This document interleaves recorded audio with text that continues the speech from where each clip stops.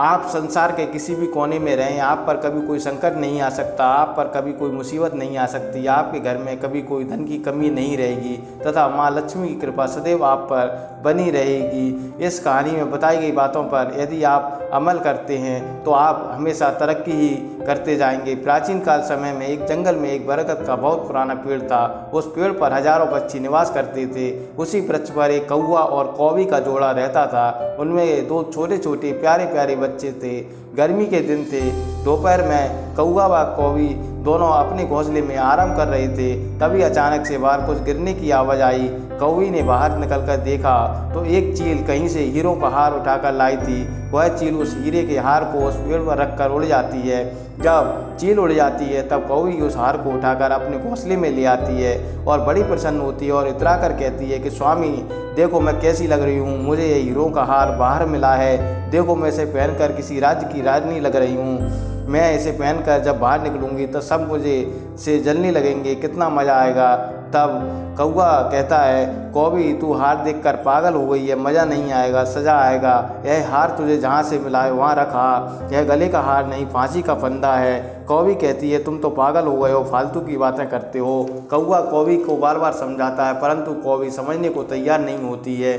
तब कौवा कौवी से कहता है चल मैं तुझे एक कहानी सुनाता हूँ। पुराने समय की बात है। एक घर में रामू नाम का गरीब व्यक्ति रहता, गड्ढा खोद रहा था। गड्ढा खोदते खोदते उसे हीरे का जवाहरात से भरा हुआ घड़ा मिल जाता है। वह घड़ा देखकर उसकी खुशी का ठिकाना नहीं रहता। वह सोचता है कि मेरी किस्मत चमक गई है, मेरा नसीब जाग गया है, अब मैं धनवान हो गया हूँ और धनवानों की तरह अपना जीवन व्यतीत करूँगा।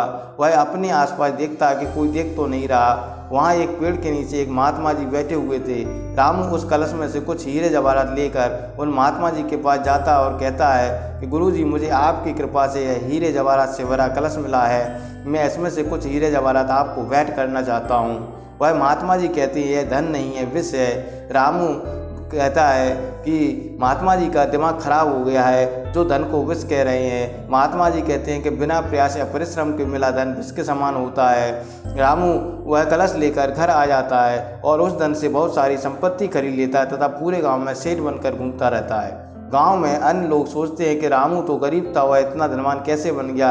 कुछ लोग उससे ईर्ष्या करने लगते हैं, जलने लगते हैं। एक व्यक्ति ईर्ष्यावश राजा से जाकर शिकायत कर देता है कि महाराज रामू गरीब था, वह अचानक धनवान बन गया है, ऐसा लगता है कि वह कोई गलत कार्य करता है। तब राजा अपने सैनिकों को आदेश देता है कि जाओ रामू को पकड़कर दरबार में हाजिर करो। राजा के सैनिक रामू को पकड़कर ले आते हैं। राजा रामू से पूछता है बताओ तुम्हारे पास अचानक इतना धन कैसे आया, क्या तुमने कहीं चोरी की है या कहीं डाका डाला है, सच सच बताओ। तब रामू राजा से कहता है कि महाराज मैंने कोई गलत कार्य नहीं किया है, यह धन तो मुझे गड्ढा खोदते हुए प्राप्त हुआ है। तब राजा कहता है कि तुम झूठ बोल रहे हो, तुम्हारे पास क्या प्रमाण है कि धन तुमने गलत तरीके से हासिल नहीं किया है। तब रामू कहता है महाराज जब मुझे यह धन प्राप्त हुआ था तब वहाँ पेड़ के नीचे महात्मा जी बैठे हुए थे, आप उनसे पूछ सकते हैं। तब राजा उन महात्मा जी को ससम्मान दरबार में बुलवाते हैं। तब वह महात्मा जी रामू से कहते हैं कि मैंने तुमसे पहले ही कहा था यह धन नहीं विष है, क्योंकि जैसे ही तुमने धन मिला तुम्हारे अंदर अहंकार आ गया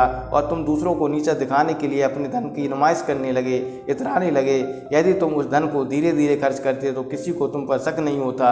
बिना प्रयास और बिना परिश्रम के मिला धन विष के समान होता है, क्योंकि वह उस व्यक्ति को उस धन की कद्र नहीं होती। जैसे बच्चों को माँ बाप के पैसे की कोई कद्र नहीं होती, वह बिना सोचे समझे उस धन को फिजूल में खर्च करते हैं तथा धन की नुमाइश करते रहते हैं, क्योंकि वह धन उन्हें बिना प्रयास और परिश्रम के मिला है। इसलिए हमेशा परिश्रम का धन ही लो। रामू ने महात्मा जी से माफ़ी मांगी और कहा कि महाराज मुझे क्षमा कर दीजिए, अब मैं भविष्य में परिश्रम से कमाए धन से ही अपना जीवन यापन करूँगा। तब महात्मा जी के कहने पर राजा ने उसे छोड़ दिया और वह अब खुशी खुशी अपने घर चला जाता है। तरह हमेशा परिश्रम करने लगता है। दोस्तों वीडियो पसंद आए तो वीडियो को लाइक करें, शेयर करें, चैनल को सब्सक्राइब कर लें तथा कमेंट बॉक्स में जय श्री राम अवश्य लिख दें। धन्यवाद।